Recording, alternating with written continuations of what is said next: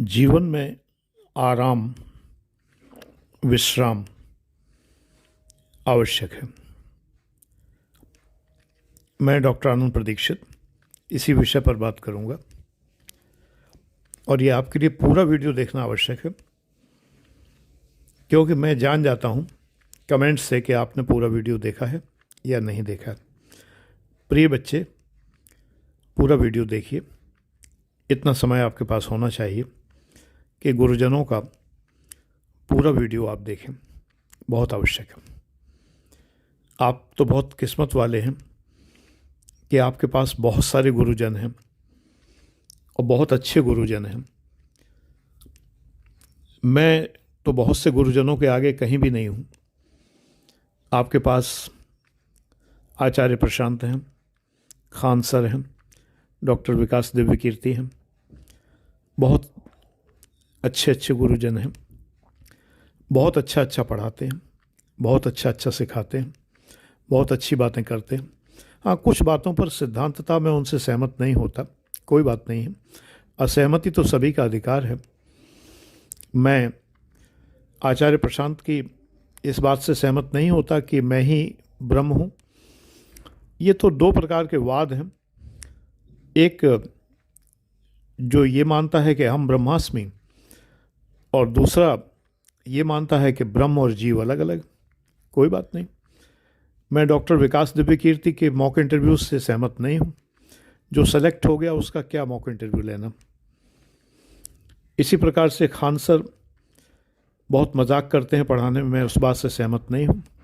लेकिन कुल मिला के तीनों गुरुजन बहुत अच्छे हैं, बहुत अच्छा पढ़ाते हैं, बहुत प्रसिद्ध भी हैं, और हो सकता है आगे चल के कोई उनको भारत का प्रतिष्ठित पुरस्कार भी मिल जाए। मैं कामना करता हूँ, दुआ करता हूँ इस बात के लिए।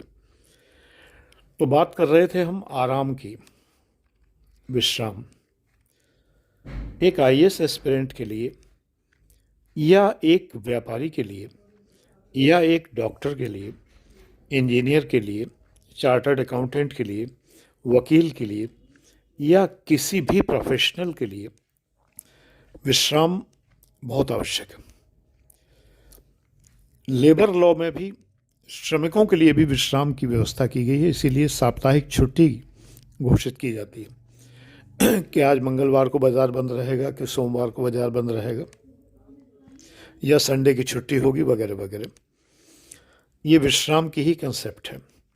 विश्राम से हमारे शरीर को एक विशिष्ट शिथिलता प्राप्त होती है। उस शिथिलता के लिए हम विश्राम करते हैं। लेकिन एक्सेसिव विश्राम, अब मैं आईएएस एस्पिरेंट पर आता हूँ।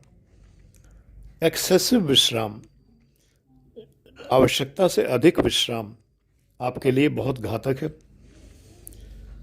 विश्राम करते हुए पढ़ना आपके लिए बहुत घातक है।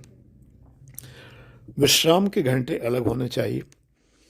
आप मुझसे टाइम टेबल मांग सकते हैं मेरे नंबर पर व्हाट्सएप करके 9540497415 9540497415, और कह सकते हैं कि गुरुजी मुझे टाइम टेबल भेज दीजिए आईएएस के लिए।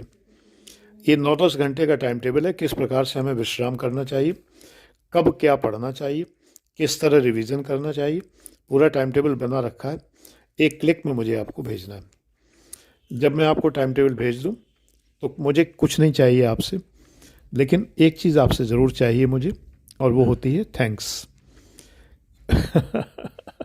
अब कहिए मैं थैंक्स का भूखा हूँ क्या? नहीं, मैं आपको कर्टसी सिखाता हूँ बेटा। जब आपको किसी से भी कुछ भी मिले तो उसको धन्यवाद ज़रूर कीजिए। ये कर्टसी सिखाता हूँ, वरना मुझे कोई फ़र्क नहीं पड़ता। मैं अपने जो पेड क्लास के शिष्य हैं उनको जो मैं मैसेज भेजता हूँ उसमें लिख देता हूँ कि कोई थैंक्स कहने की ज़रूरत नहीं है, कुछ भी जवाब देने की ज़रूरत नहीं है, जी गुरुजी जवाब देने की भी आवश्यकता नहीं है। जो मैं आपको निर्देश दे रहा हूँ उसका पालन करिए, बस मुझे थैंक्स नहीं कहिए। उनको मैं मना कर देता हूँ। लेकिन यहाँ पर मैं कह रहा हूँ क्योंकि वो लोग सीखे हुए हैं, वो मेरे पेड क्लासों के शिष्य हैं। मेरे 11 बैचेज़ हैं, पेड बैचेज़ हैं, उनके शिष्य हैं, और वो सब जानते हैं। उनका पर्सनैलिटी बहुत अच्छे से विकसित हो चुकी है। उनको मैं मना करता हूँ क्योंकि मैं जानता हूँ कि सब लाइन से थैंक्स कहेंगे, तो मुझे उतने ही व्हाट्सएप फिर खोलने पड़ेंगे। तो इसलिए आपको मैं कहता हूँ, ये भी मैं आपको एक तौर तरीका सिखाता हूँ, जीवन जीने का तरीका सिखाता हूँ, लाइफ मैनेजमेंट सिखाता हूँ। ये वीडियो दोनों चैनलों पर अपलोड होगा, बल्कि तीनों चैनलों पर। तीसरा चैनल भी है लाइफ स्किल्स वाला, उस पर भी अपलोड होगा। तो बेटा, आराम एक सीमा तक अच्छा है। आप जिस कुर्सी पर बैठते हैं पढ़ने के लिए, उस कुर्सी पर अगर एक गद्दी डालते हैं, ठीक है, इतना आराम ठीक है। उसकी बैक पर भी अगर आप गद्दी डालते हैं तो ये ठीक नहीं है, क्योंकि बैक टिकाकर बैठने का आपको मौका ही नहीं मिलना चाहिए।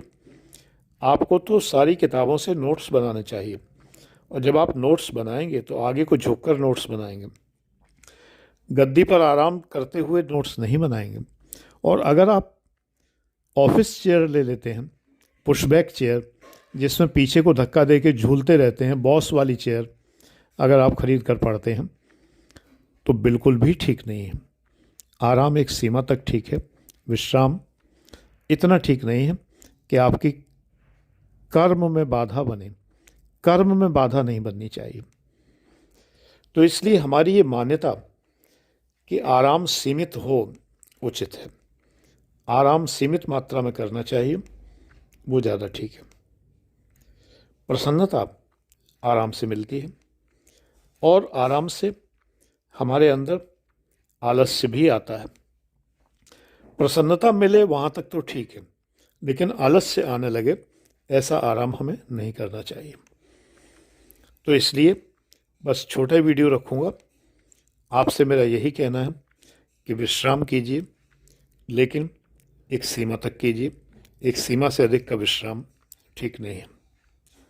God bless you. आप सफल हों, यही मेरी इच्छा है, दिली इच्छा यही है मेरी।